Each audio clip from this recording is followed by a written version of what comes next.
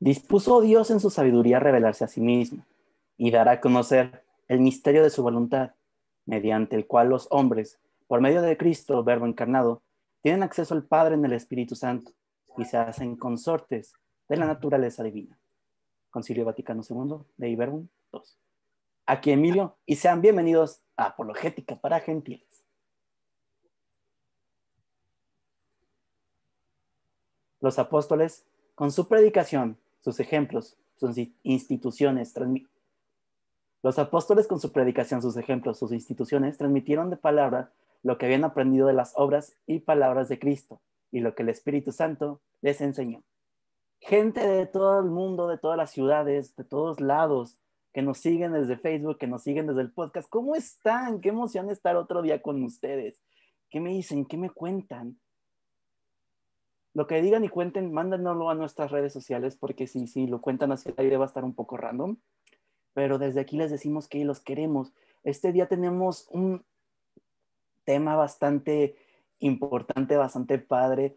Venimos hablando de los preámbulos de la fe, cómo llegamos a ellos por medio de la razón. Hablamos de cómo encontramos a Dios por medio de la revelación. Pero en los 2 capítulos pasados dijimos algo muy importante, que no todo se puede conocer por la simple razón y que Dios decide darnos pistas y dejarnos cosas bastante claras sobre quién es Él.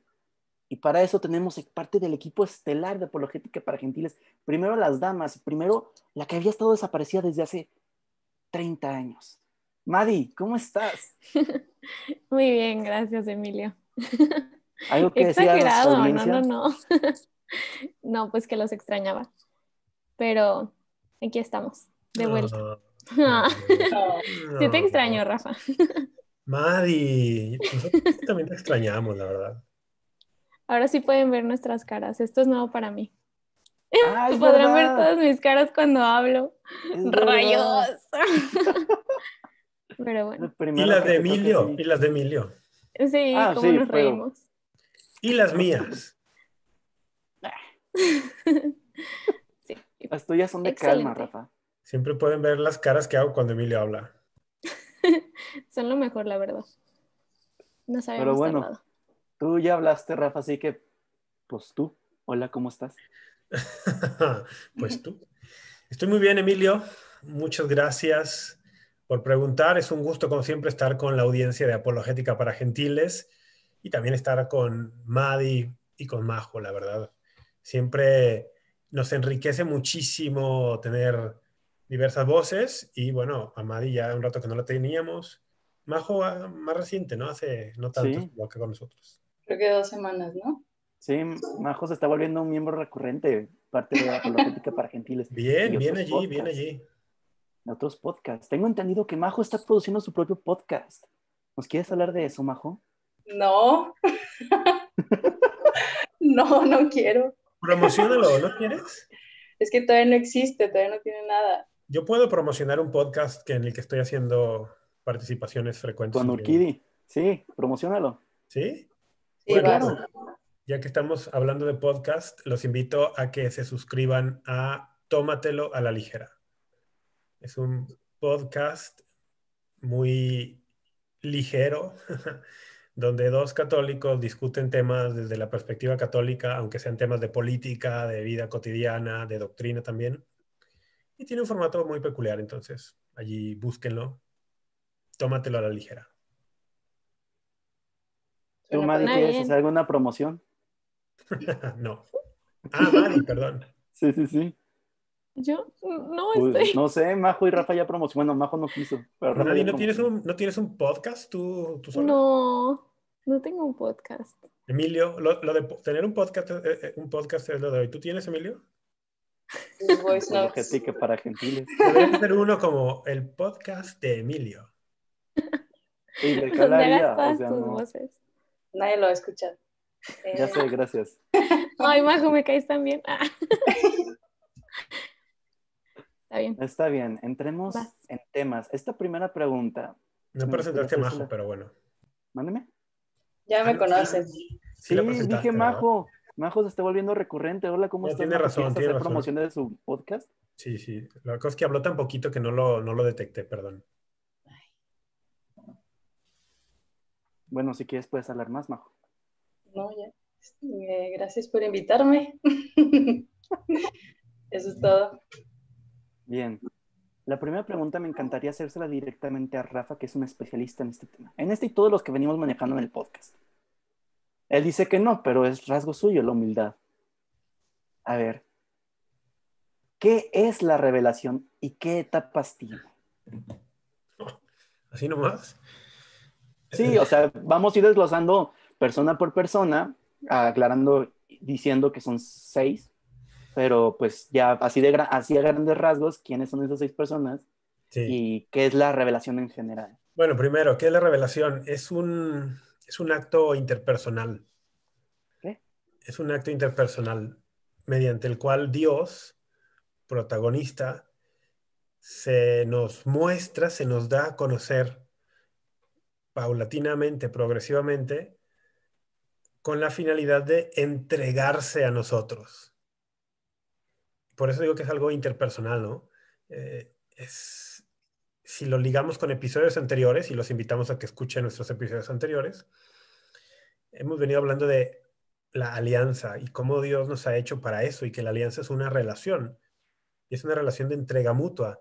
Bueno, es que no puede haber esa entrega mutua si Dios no primero se muestra, nos propone, y luego él mismo se dona a nosotros. Entonces, la revelación sería todo eso. Sería ese Dios que viene a nuestro encuentro para levantar el velo y proponernos matrimonio. Revelación, al final de cuentas, hace referencia a un velo y a quitar el velo. Entonces, eso creo que es una buena idea para iniciar. Majo, ¿te gustaría decir qué etapas tiene? Ay, no sé, Miriam. O sea, es como de, ¿te refieres a Noé, Moisés, Abraham, Jesús, la etapa apostólica o no vale? Pues nos referíamos más que nada a una escalerita famosa que Rafa presenta en sus clases, que es Yo Adán, llevé clases con Noé. vos. No, Majo no Qué tuvo clase tristeza. conmigo. No, pero con el padre Tadeo sí. Le fue mejor, le fue mejor. Bueno, son Adán, Noé, Abraham, Moisés, David y Jesucristo, el culmen de la revelación. Pero bueno, vamos desglosando persona por persona. ¿Qué nos revela Dios por medio de la historia de Adán? De Adán ya hablamos mucho en este podcast. Hicimos 2 episodios, la creación y la caída. Así que, ¿qué nos revela Dios por medio de la historia de Adán?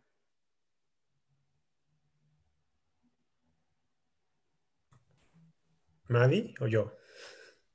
Quien sea.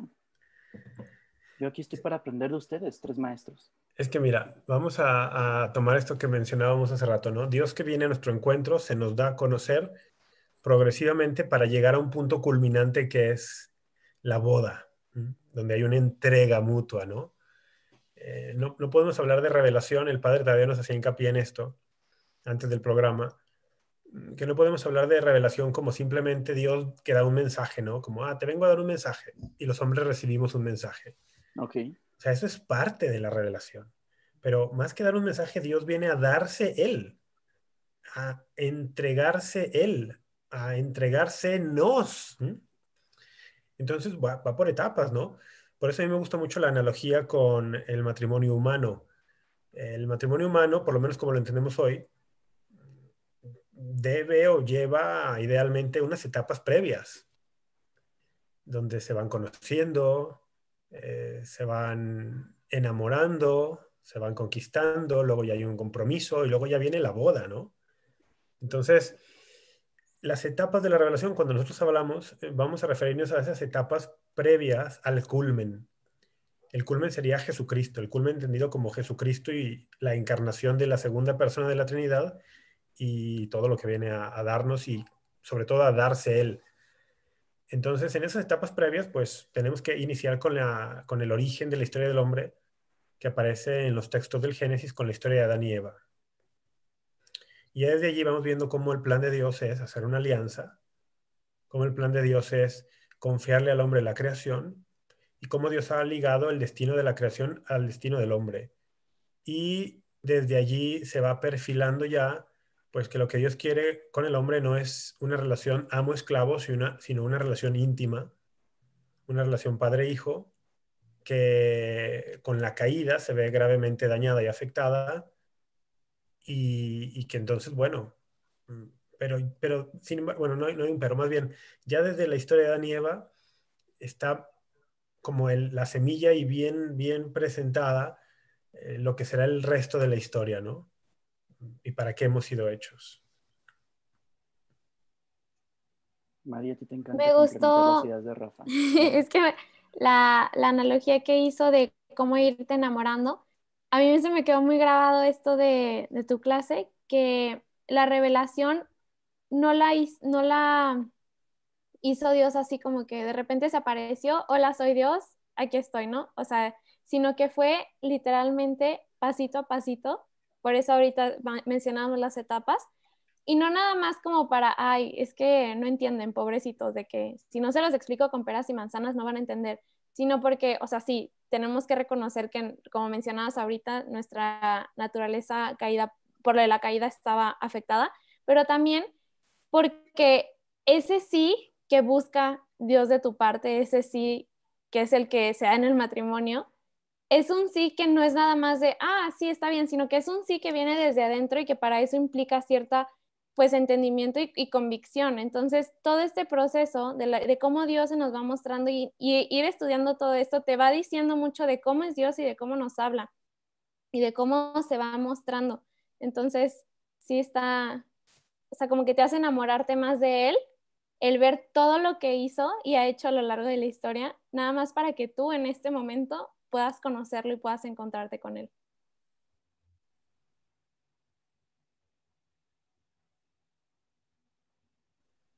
Después tenemos una historia bastante famosa, un diluvio y un arca. ¿Qué podemos ver de la historia de Dios con Noé y Noé en sí mismo? ¿Qué podemos ver? ¿Qué podemos ver? Bien, en la historia de Noé, nosotros vamos a ver algo bien interesante, ¿no? Digamos que el diluvio es una forma de purificación. Y esta purificación Dios la permite con una razón, ¿no? Pero también desde la perspectiva cristiana, en todo el Antiguo Testamento vamos a ver prefiguraciones de Cristo y de su obra salvadora, de su obra salvífica. Entonces, en el diluvio y en el arca, los primeros cristianos vieron prefiguraciones del bautismo, por ejemplo, el agua que viene a purificar y a dar nueva vida.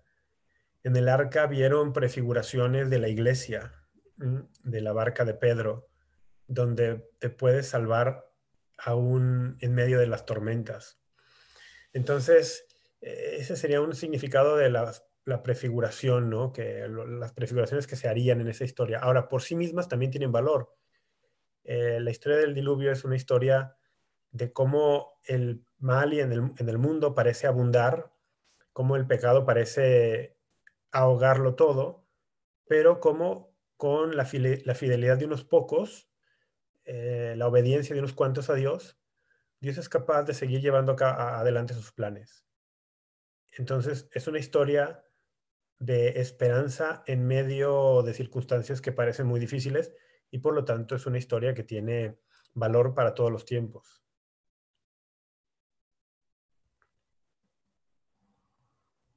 Tengo una duda de eso, o sea, el punto de revelar como poco a poco es como porque la humanidad no estaba lista, ¿no?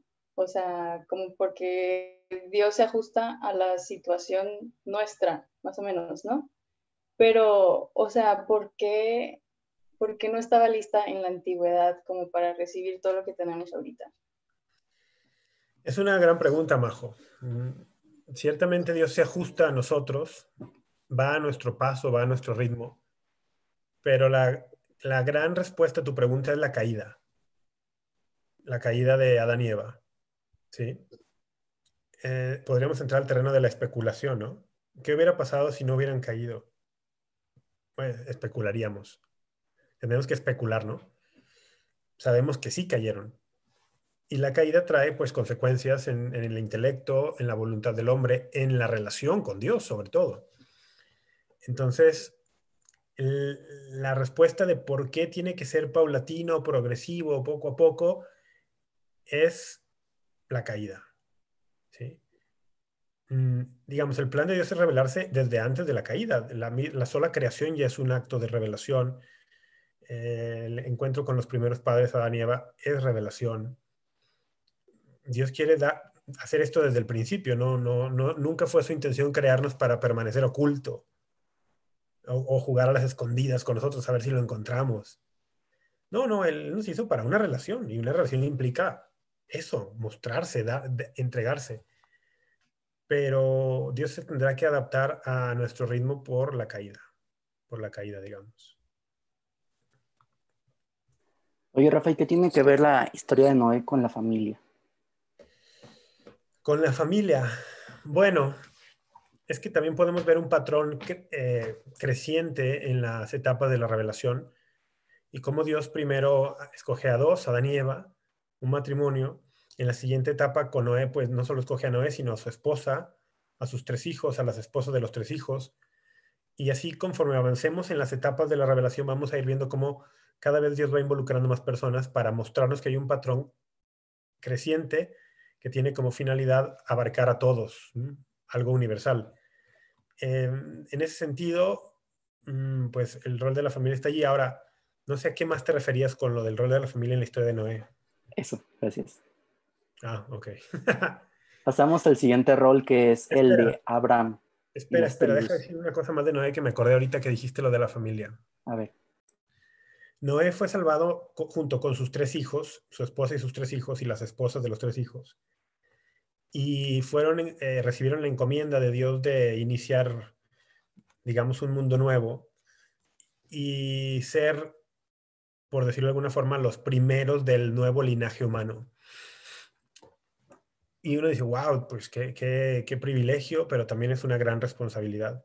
Y uno de los hijos de Noé, que bajó del arca y que le tocó pues pisar esta nueva tierra, por decirlo de alguna forma, y poblar el nuevo mundo, uno de los hijos, a pesar de haber recibido tal bendición y tal oportunidad, pues desperdició la oportunidad y rechazó la bendición al traicionar a su padre y rebelarse contra su padre. Este hijo fue Cam.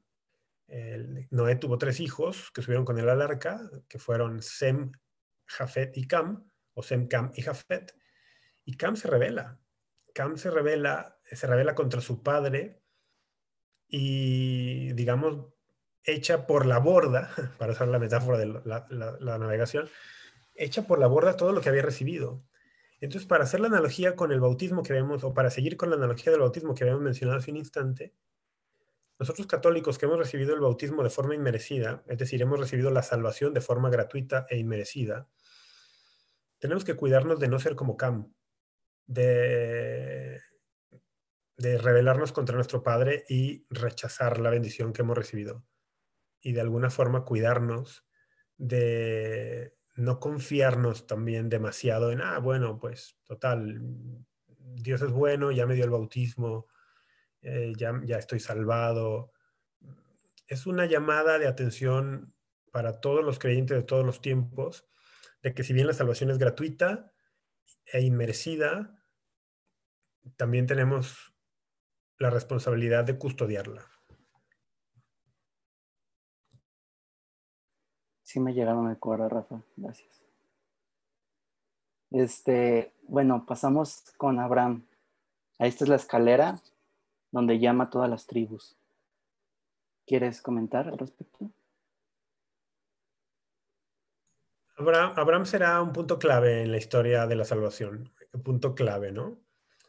Porque de alguna manera con Abraham vemos que se empiezan a revertir las maldiciones que merecimos por Adán. La desobediencia de Adán empieza a revertirse en la obediencia de Abraham. Y por la obediencia de Abraham y su gran fe, eventualmente recibiremos el don de la encarnación de Jesucristo, del Hijo de Dios. Es decir, que a Abraham le debemos mucho.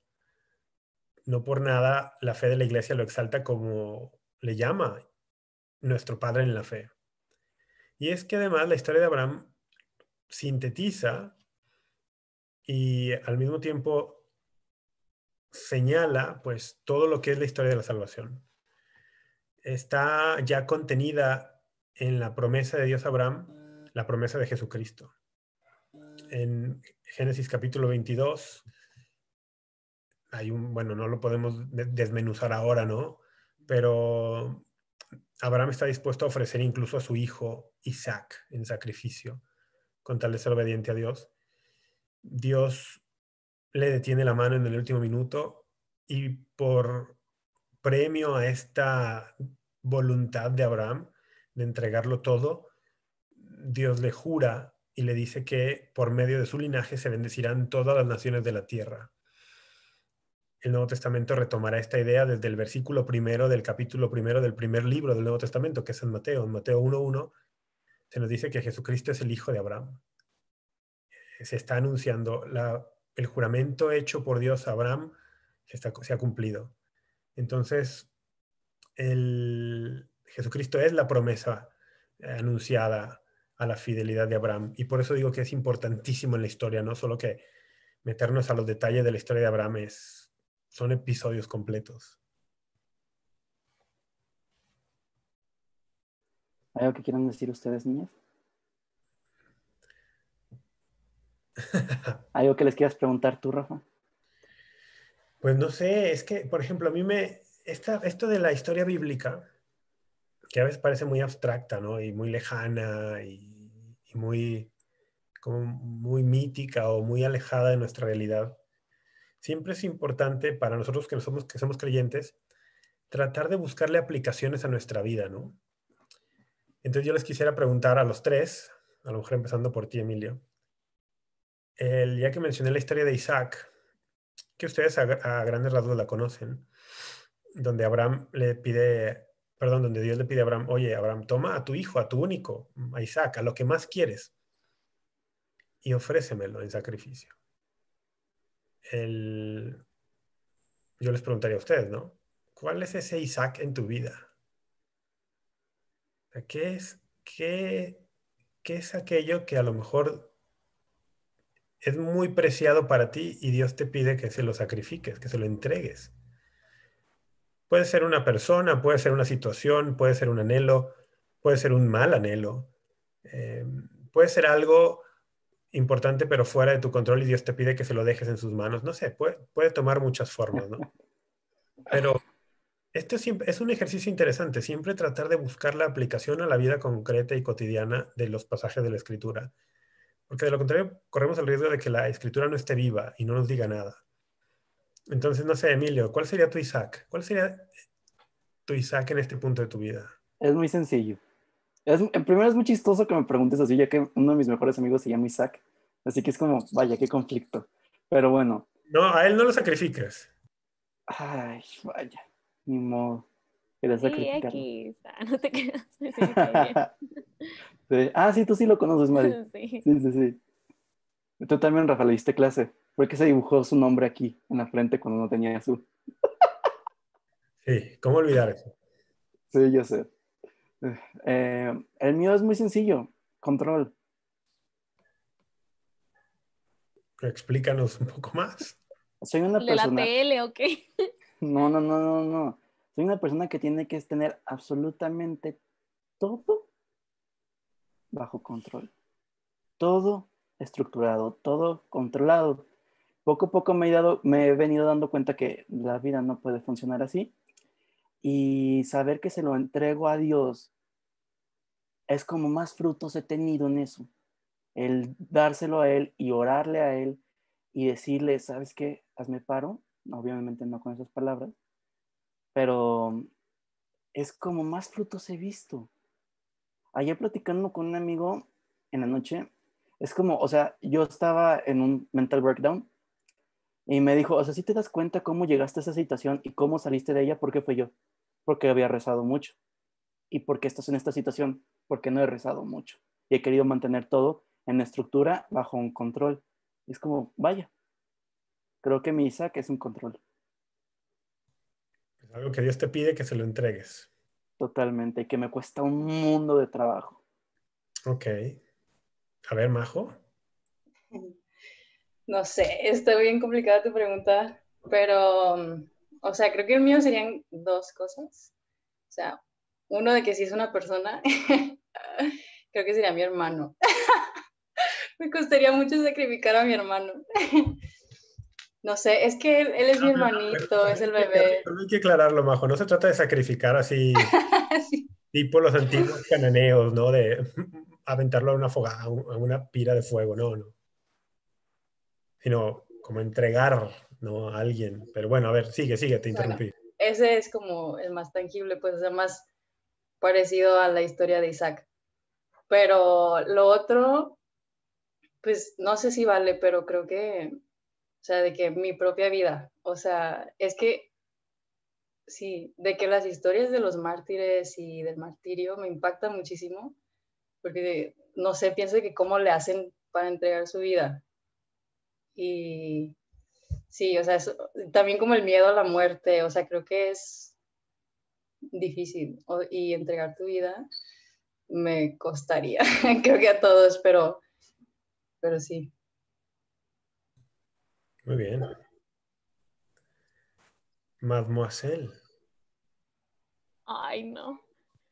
A ver, algo que a mí me costaría muchísimo entregarle y que la neta todavía no te puedo decir de que sí, no importa, es que yo desde siempre he soñado ser mamá, o sea, de verdad tener una familia y así. Y hubo un punto en mi vida en el que me asustaba de que, es que qué tal y me pide que me haga consagrada, bueno, que me haga monja, no sé cómo lo entienden ustedes. Y yo me asustaba horrible. Y me acuerdo, lo hablé en dirección espiritual de que es que no, ya no quiero rezar, ya no quiero como que seguir en esto, porque si me pide eso, no sé cómo le voy a decir que no, ¿sabes? Porque yo quiero ser mamá, yo quiero casarme, quiero, ¿saben? Es como algo que desde siempre he querido y voy creciendo y lo quiero más, pero me quedó mucho la respuesta que me dio, que fue, o sea, que no tenga miedo, o sea, porque de verdad, esto no sé si es cierto, pero me lo dijeron y en ese momento me sirvió, que en la Biblia está escrito no tengas miedo 365 veces. No sé si sea cierto, la verdad no las he buscado las 365, pero lo que me llevó a eso es como, o sea, Dios sabe que tenemos miedo, o sea, somos humanos y nos conoce perfectamente, el miedo es de esperarse, pero no por eso me frene a hacer algo que es bueno, que es crecer en mi vida de oración, mejorar mi relación con él. Y dijo, es que si eso te está alejando de conocerlo más, entonces no es algo, o sea, no es un miedo, o sea, ¿sí me voy a entender? O sea, como que por ahí no va. Perdón, Emilio. Que no vale la pena, pues. Ajá, que no vale la pena y que no es de Dios. Entonces, pues por ahí no, pero sí es algo que digo de que, uy, así entregarlo como, siento que sería la analogía de mi Isaac, el entregarle, formar una familia. Pero pues, Está la probabilidad interesante siempre está. porque tanto tú como Majo y Emilio también, aunque no se ve tan claro, pero también está allí. Y todos tenemos miedo a algo. Todos tenemos miedo. Y eso es también consecuencia de la caída. El diablo, o sea, que tengamos miedo y que no querramos perder la vida es antes de la caída, ¿no? Ese instinto natural. Pero que ahora nos domine, que nos pueda dominar el miedo a la muerte, el miedo a la pérdida, eso es consecuencia de la caída. Satanás nos domina por miedo a la muerte, dice Hebreos 2:15. Y justo Jesucristo ha venido a entregarse voluntariamente a la muerte para que nosotros ya no le tengamos miedo a la muerte. O sea, se entrega voluntariamente a la muerte, resucita para decirnos, ¿por qué le tienes miedo a la muerte? Mira, la acabo de vencer. Entonces, en la historia de Abraham, en la carta a los Hebreos, en Hebreos, ¿qué capítulo es? A ver, ahorita les digo, capítulo 11, ¿No? ya me acuerdo.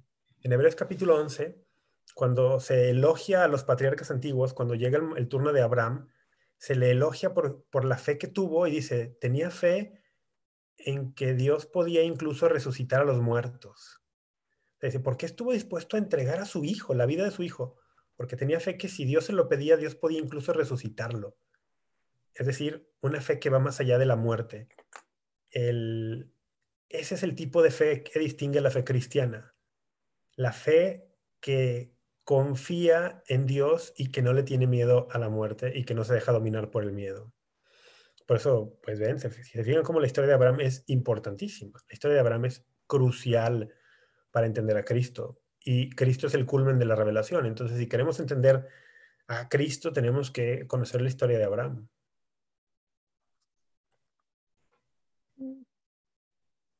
Emilio. Sí, es que, pues, wow, too much information. Sí, casi. Rafa, creo que la cita que buscabas, no sé si sea Hebreos 1 del 1 al 4, porque lo tengo en mis notas, pero no sé si sea. Es el de la Estás en plenitud de los silencio. tiempos. Hebreos 1 del 1 al 4 aplica en general para toda la revelación. Dice, de muchas formas habló Dios en el pasado a nuestros padres por medio de los profetas. Ahora, en estos últimos tiempos, nos ha hablado por medio de su Hijo. No, pero la otra es Hebreos 11, porque en Hebreos 11 se va a hacer un elogio de la fe de grandes personajes del Antiguo Testamento. Hablando de grandes personajes del Antiguo Testamento, ¿por qué no hablamos de aquel que unificó los reinos de Israel, las tribus en reinos? David.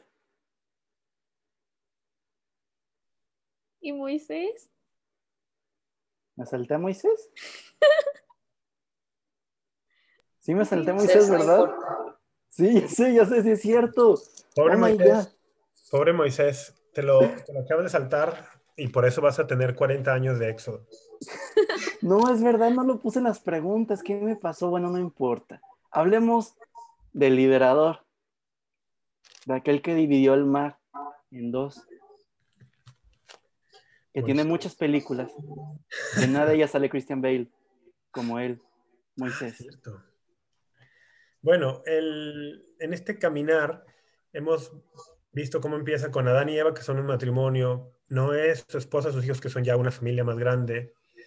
Con Abraham adopta una forma de tribu ya la familia de Dios en la historia de la salvación y luego más con sus bisnietos, pues adoptará una forma de muchas tribus.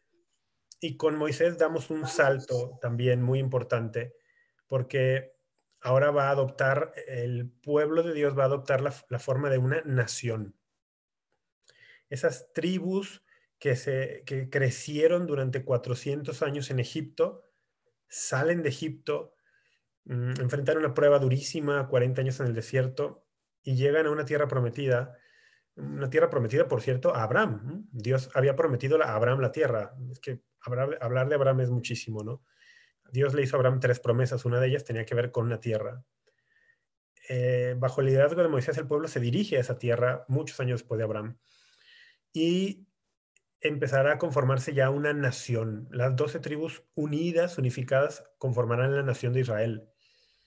Entonces, seguimos viendo este patrón de crecimiento, este patrón increciendo de cómo Dios va llevando a cabo sus planes, ¿no? Y bueno, de la historia del Éxodo y de Moisés también podríamos decir un montón de cosas. También hay muchísimas prefiguraciones que nos anuncian a Cristo y la obra redentora de Cristo. A Cristo se le va a presentar en el Evangelio como un nuevo Moisés, es decir, un nuevo liberador, un nuevo libertador. Moisés es famoso pues por la Pascua, que la Pascua es la que habilitó el Éxodo y por eso muchos profetas empezaron a hablar de que vendría una nueva Pascua, un nuevo Éxodo. Y al Jesús presentarse como el nuevo Moisés, pues se entiende que él traerá tanto una nueva Pascua como un nuevo Éxodo, es decir, una nueva liberación. Y para un cristiano el término Pascua es indispensable, es fundamental. Entonces, no sé, quizá algo que esperemos nuestra audiencia se esté llevando de este episodio es la importancia tan grande que tiene el Antiguo Testamento para que podamos comprender a mayor plenitud a Jesucristo y su obra. Entonces, bueno, eso. ¿Quieren que les haga una pregunta tipo la de Isaac con lo de Moisés o ya no tenemos tiempo? Creo Pues que era Emilio, David y Jesús. ¿Qué digo? Sigamos, ok. A ver, Majo, querías decir algo, por lo que veo. Activaste tu micro. porque me dijiste que lo abriera. Pero sí estaba pensando en algo y ya se me olvidó. Perdón. Entonces, ¿proseguimos para que te acuerdes o ayudamos a tu mente a que recapitule? A ver, ayúdenme. Es que no me acuerdo, perdón. ¿No era Estábamos hablando de Moisés. sobre cómo en el Me Antiguo acordé. Testamento? Ya me acordé. Era como algo de que estaba diciendo Rafa, de que, o sea, de como para que le saque la audiencia a la historia, o sea, de la revelación. O sea, yo pensaba que, pues, que qué padre nosotros que somos tan suertudos que ya tenemos, pues, todo revelado. Cuando la gente en la antigüedad, pues, tenían cachitos, ¿no? O sea, qué padre que nosotros ya lo tenemos todo.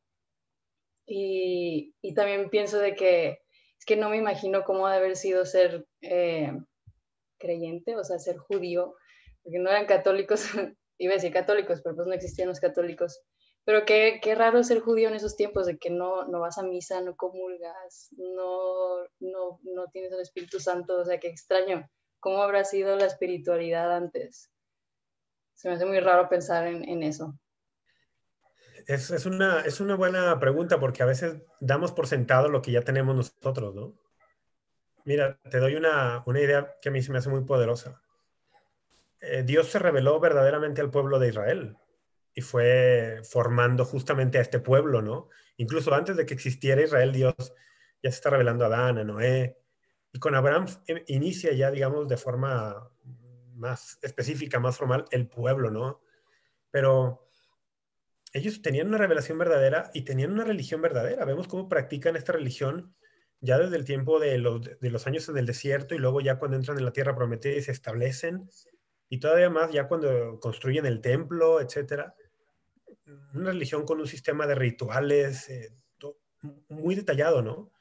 Y la verdad, muy pesado de llevar, de sostener, ¿no? Era una religión basada en sacrificios de animales todo el tiempo.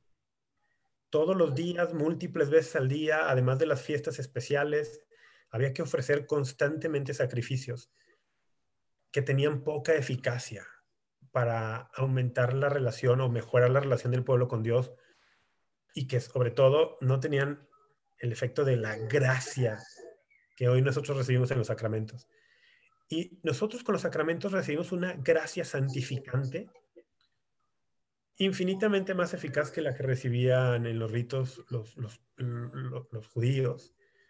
Y sin embargo, el ritual de los sacramentos es también infinitamente más sencillo y más simple.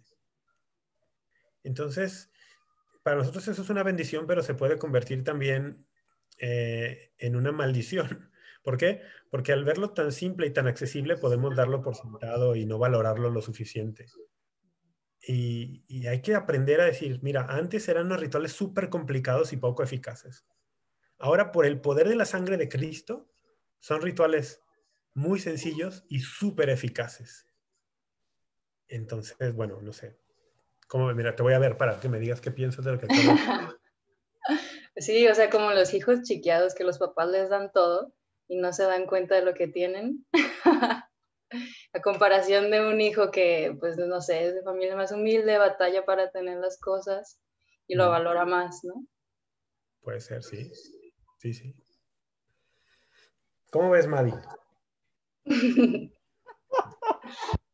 La dinámica en está otro padre. lado. No, yo estoy volteando a verte, te estoy hablando.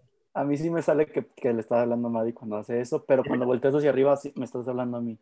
No, para hablarte así es así, Emilio, mira. Te estoy hablando a ti. Ahí estás hablando con Majo. No, Para no, mí, para mí. no, pero vean cómo está saliendo en Facebook. Ah, vale. Inteligente. ¿Lo inventaste tú, Rafa? Por Vale. ejemplo, allí le hablo a Emilio. Emilio. Entonces yo Maddie, tengo que ver para allá. Maddie, Majo. Bueno, ya, sigue. Entonces ahí estoy saludando a Majo. No. ¿O ¿Sí, sí? no? No, es para el otro lado. Ahí hay pared, ahí está mi computadora. Al otro lado, Emilio. Allí tienes a Majo. Allí. Continúa, Emilio. ¡Qué conflicto! Para la gente que nos está escuchando en el podcast, los invito a que vean nuestras locuras en vivo, Facebook. Cuando no Oh, viene el padre es lo peor que hay, ¿no? Es el peor episodio. bueno, pasemos con David, con el rey David. No le digas así, no faltes el respeto. David, ¿qué onda? El rey David, por favor. Su santidad, el rey David. San David. ¿Sabían ustedes que en el santoral católico se honran a ciertos personajes del Antiguo Testamento? Como Sí, hizo esa David, pregunta hace unos días. como Moisés, como Adán. ¿Sí? ¿El día de Adán? El día de Adán es el 24 de diciembre. Wow. ¿Por qué, Emilio? Porque es un día antes del nuevo Adán. Para resaltar justamente la prefiguración Adán, nuevo Adán. Pues bueno, con David vemos nuevamente un incremento en el alcance que la familia de Dios va teniendo. Pasamos de una nación bajo el liderazgo de Moisés a un reino bajo David. El reino abarca más allá que solamente las fronteras de Israel. Y en el reino de David vamos a encontrar una gran prefiguración del reino de Cristo. Porque el reino davídico, es decir, cuando hablamos del reino davídico, incluye no solamente a David, sino a los que vinieron después de él, a sus sucesores, Salomón, etc. En la monarquía davídica vamos viendo ya una prefiguración del alcance universal, de cómo Dios quiere que la revelación llegue a todos los pueblos para atraerlos a todos. Eso se ve muy claramente en la construcción del templo que lleva a cabo Salomón, el hijo de David.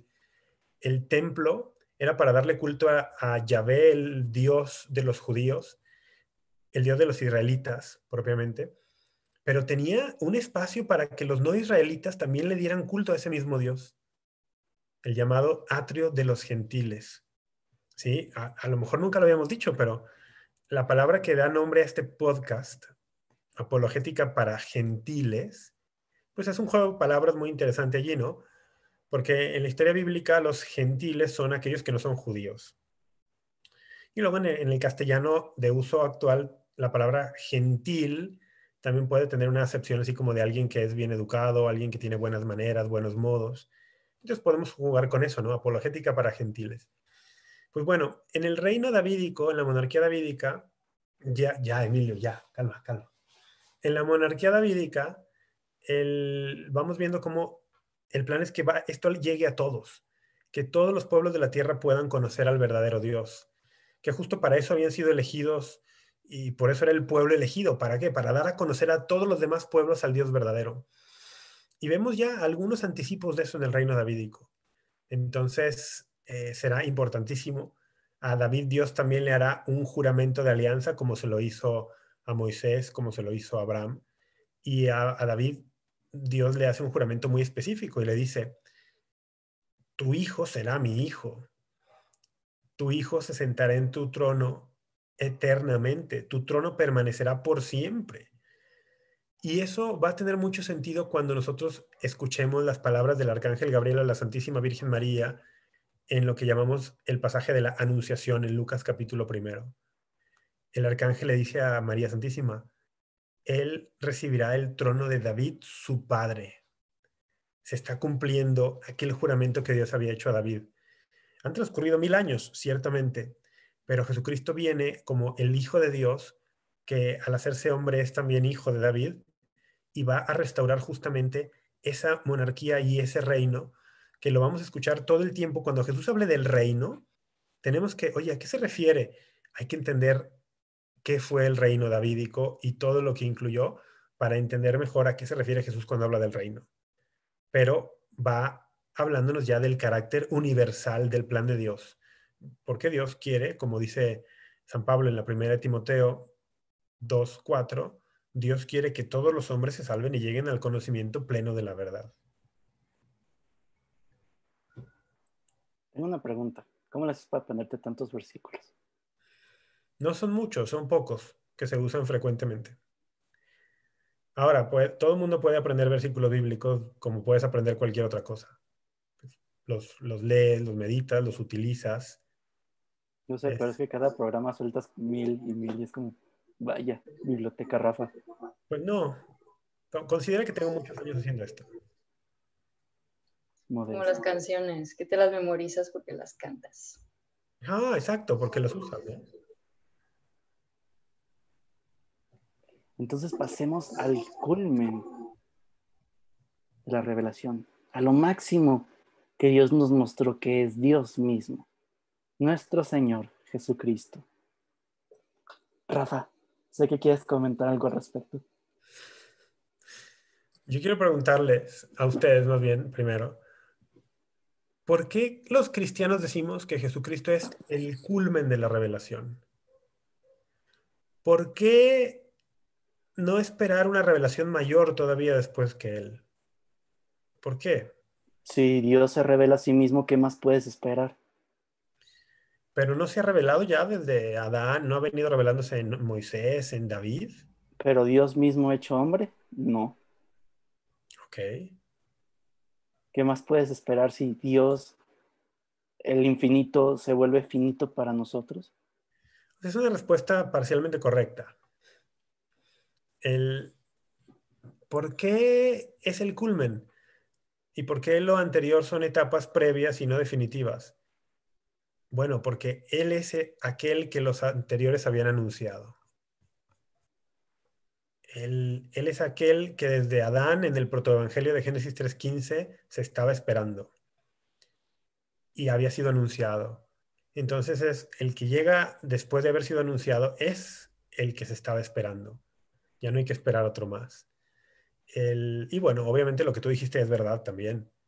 Este ya no es un hombre hablándonos acerca de Dios o hablándonos en nombre de Dios, como fue el caso de todos los anteriores.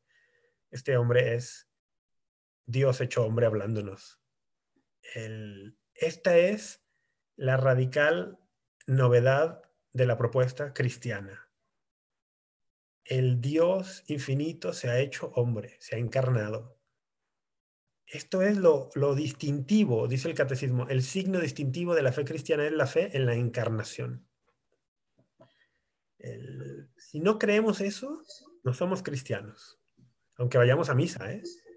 Aunque vayamos a misa y digamos un montón de ritos, si no tenemos en el corazón y en la cabeza muy claro que Dios se ha encarnado por amor a mí y le amo yo también a Él y quiero estar en esa relación íntima, pero no solo de dos, sino de alianza que involucra a muchísimos más, porque esto es una familia, pues no he entendido cuál es el corazón del cristianismo. Porque si hoy estamos hablando de la revelación, llegamos al punto donde nos damos cuenta que la revelación no es un mensaje que Dios nos da. La revelación encuentra su culmen cuando Él se nos da. No es solamente, estoy aquí escuchando algo. No, no, no, no. Tienes que tener enfrente a una persona que te está diciendo, me quiero entregar a ti, ¿te quieres entregar a mí? ¿Te quieres casar conmigo? Y tienes que decidir. De eso se trata la revelación. De eso se trata la salvación. La salvación se trata de decir sí, una respuesta concreta a una propuesta concreta. Una respuesta concreta a una propuesta concreta. Viste que hablé de matrimonio y tal. Vi a Madi emocionada otra vez. A ver, Madi, ¿qué quieres decir?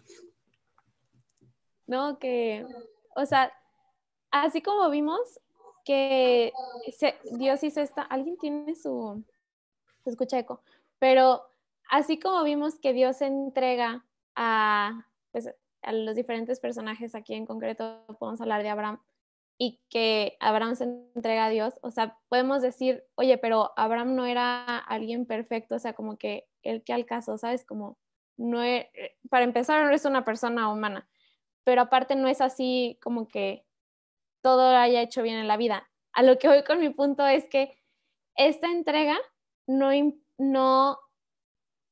implica o no es como que requisito sine qua non el que seas perfecto como Dios para poderte entregar. O sea, no se necesita eso, simplemente requiere de tu voluntad y de decir sí quiero, o sea, de que con todos tus defectos, con todas tus debilidades, con todo lo que traes cargando, te entregas. Igual en el matrimonio, o sea, porque si somos conscientes, no te casas con una persona porque es perfecta o porque dices, ay, ya eres perfecto, ok, ahora sí nos casamos. No, o sea, porque si no, jamás nos casaríamos.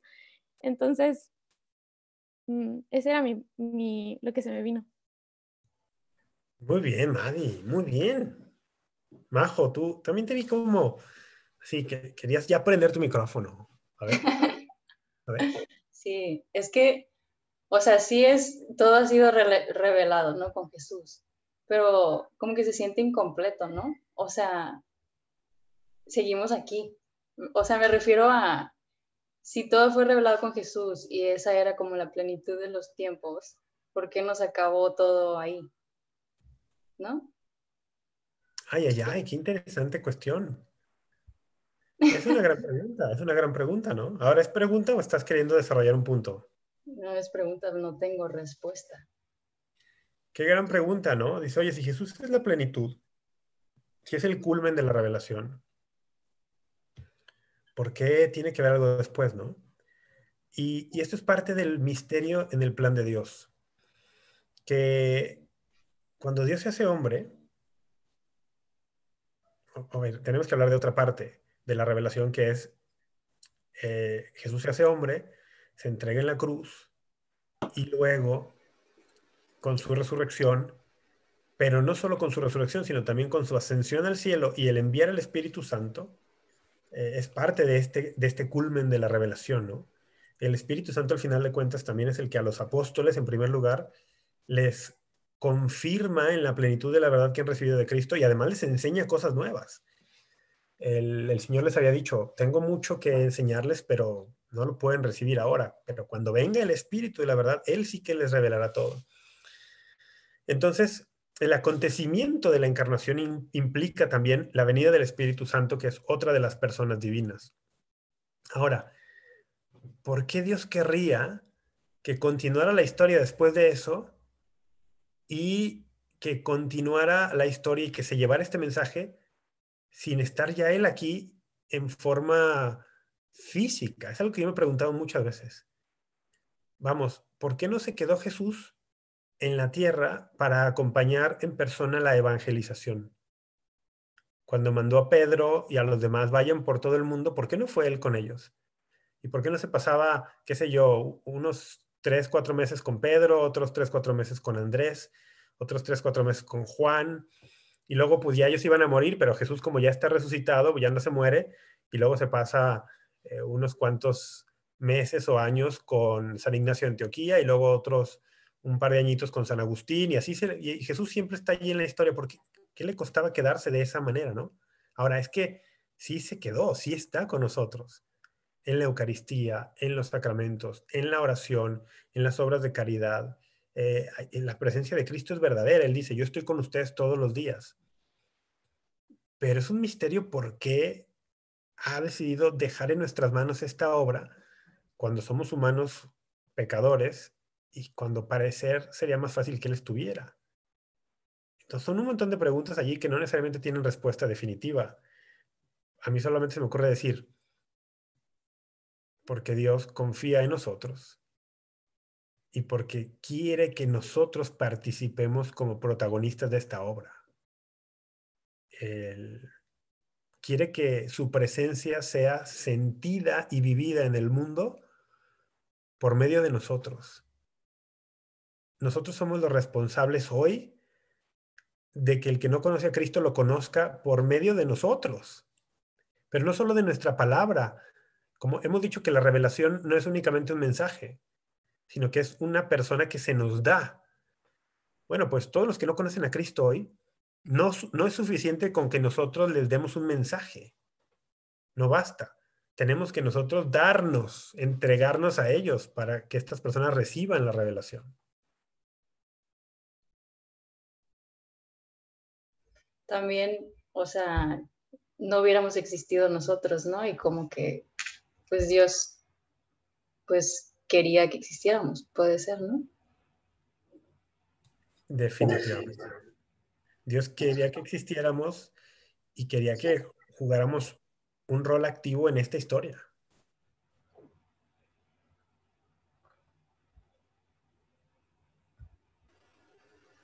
Bueno, disculpen la escapada, mi computadora explotó, me tuve que conectar desde mi iPad, así que Espera, pregunta, ¿tu computadora explotó? no, esa no, no te preocupes, Ah. esa no, no, la que tengo de escritorio, donde estaba acostumbrado a transmitir, pues porque literalmente nada más para eso me funciona y para que no se desgaste la batería de la otra. Una pregunta que nos dejó nuestra audiencia, solo se va a contestar una, que nos la dejó hace tiempo. Está muy padre cómo se reveló en el pasado, pero ¿cómo se revela hoy en día? ¿Esa es? Hoy en día Dios se revela mediante, vamos, cualquier hombre, cualquier mujer que viene a este mundo puede tener acceso al depósito de la fe que la iglesia custodia. El depósito de la fe es la Sagrada Escritura y la Sagrada Tradición, que es, pues ahí está, ¿no? Ahí está contenida la revelación. Entonces, cualquier persona que no la conozca puede tener acceso a ella. Y entonces estaría entrando en esta dinámica de contacto de nuevo, no solo con un mensaje, sino con un ser que se nos da y que nos invita a entregarnos. De esa forma, ¿no? De esa manera podemos hablar que la revelación sigue. No podemos decir que la revelación continúe en cuanto a que Dios esté añadiendo o vaya a añadir cosas nuevas. No. La enseñanza católica es que con Jesucristo, con la obra de la redención y con la era apostólica, digamos, se cerró la revelación. Lo que sí puede hacer la iglesia y ha recibido encomienda para ello y tiene la asistencia del Espíritu Santo para eso, es profundizar cada vez más en la revelación que ya hemos recibido. Entender cada vez mejor o de distintos ángulos lo que ya hemos recibido, porque es inagotable. La revelación es inagotable, la Sagrada Escritura es inagotable. Entonces, por eso sí que podemos cada día explorarla más y sacar más y seguir y no se termina. No sé si por allí iría la pregunta que nos hacían, pero bueno. Iba más desde un lado ateo, pero sí. O sea, desde un lado de, pues es que yo no veo, o sea, a mí no me están mostrando a Dios. Dios antes, pues dicen que se mostró, no se ha mostrado desde hace 2000 años. Ah, ya. Bueno, pero hay que decir que incluso hace 2000 años, Dios encarnado, Jesucristo, se mostró a muy pocas personas. Si tomamos en cuenta los que vivían en el mundo en aquel tiempo, o sea, los que tuvieron acceso a verlo y escucharlo fueron un porcentaje mínimo de la población mundial, incluso de aquel tiempo, ¿no? Claro. De eso podemos deducir muchas cosas. Una de ellas no es el plan de Dios que todos tengan un encuentro así con el Dios encarnado, pero sí que tengan un encuentro, vamos, no con el Dios encarnado, con el Dios encarnado y con su humanidad física, pero sí que es el plan de Dios que todos puedan tener un encuentro personal íntimo con el Dios encarnado por medio de la iglesia, por medio de los sacramentos y por medio de la oración y las obras de caridad. O sea, quiero decir algo hoy, quiero decir algo. El encuentro que hoy un católico puede tener con Jesucristo en la Eucaristía, en el encuentro con los necesitados, en la oración y en la vida comunitaria, el encuentro con Jesucristo que podemos tener de esa manera hoy del siglo XXI no es menos real que el encuentro con Jesucristo que tuvo Pedro o Santiago o Juan. O sea, el Jesucristo que recibo en la Eucaristía es el mismo Jesucristo que caminó por las tierras de Galilea y de Jerusalén hace 2000 años. Entonces, no nos sintamos en desventaja en ese sentido. Y luego asumamos los que somos cristianos la gran responsabilidad que implica haber sido bautizado, porque ser bautizado implica que te han incorporado a Cristo, te has unido a Cristo de una forma que ahora eres su cuerpo y que con la acción de la gracia tendría que cada vez más vivir Cristo en ti, como dice Pablo en Gálatas 2:20. Ya no soy yo quien vive, sino es Cristo el que vive en mí. Tendríamos que asumir esa responsabilidad de manera que aquel que no conoce a Cristo, cuando se encuentre conmigo hoy en el siglo XXI, pueda encontrarse con Cristo.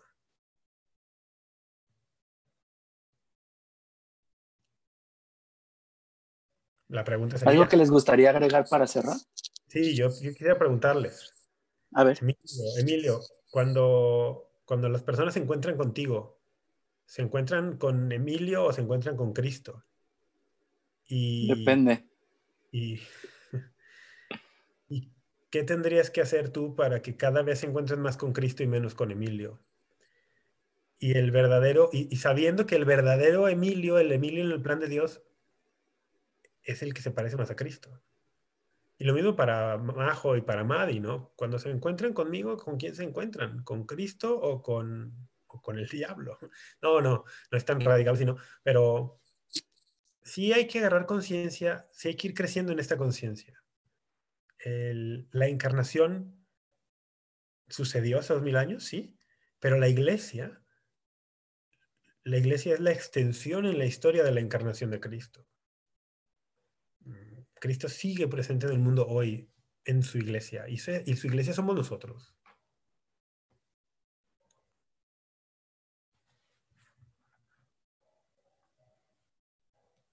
¿Tenemos que contestar o solo es para recapacitar? Era retórica meditar? para nosotros y Ok. y para todos los que nos están escuchando. ¿Ese es tu cierre? Sí. Majo, Madi, ¿quieren agregar algo? No, todo se ha revelado. Sí. Perfecto. Que la gracia y la paz se les aumenten de día en día, junto con el conocimiento de Dios y de Jesús nuestro Señor. Su poder divino nos ha dado todo lo que necesitamos para la vida y la piedad. En primer lugar, el conocimiento de aquel que nos ha llamado por su propia gloria y fuerza. Por ellas nos ha concedido lo más grande y precioso que se pueda ofrecer. Ustedes llegan a ser partícipes de la naturaleza divina, escapando de la corrupción que en este mundo va a la par con el deseo. Segunda de Pedro, 1, 2, 4. Esto fue Apologética para Gentiles. ¿Mande? Nada. Esto fue Apologética para Gentiles. Un saludo a todos y hasta la próxima. Quien tenga los derechos de host puede quitar el transmitir conmigo, por favor. Segunda de Pedro 1:4. ¿Quién lo tiene? No lo sé. ¿Quién me dio entrada? Majo los tiene, los derechos de Y host. yo, ¿pero cómo lo quito? En los 3 puntitos. Ay, bien, vamos a estar indefinidamente transmitiendo en vivo en Facebook. Ahora quítale el grabar, por favor. Hasta arriba dice pausa grabación. Ajá. Amigos de Facebook, hola.